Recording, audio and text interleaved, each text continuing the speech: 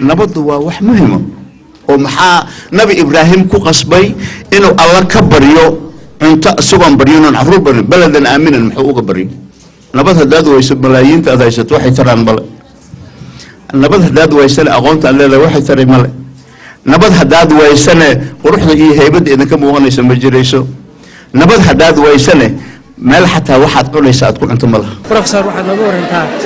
maadaama ay jiraan dad fara badan oo u tartamaya xilkan madaxweynenimo maxaad adigu uga duwanaan doontaa bismillaahir rahmaanir rahiim horta waa ku maashantahay su'aashu waa su'aal wanaagsan waxaan anugu ciidan ka duwanaana ma laha laakiin waxaan afka ka sheegan rabaa inaan ficil u bedelo wax kale ma laha waxa dadkoo sheegan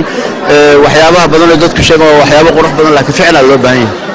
qodobka kale aniga ma rabo inaan dadka Soomaaliyeed inta fiiriyo waxay rabaan aan u sheego laakiin waxaan rabaa inaan u sheego waxaan isleeyahay waad qaban kartaa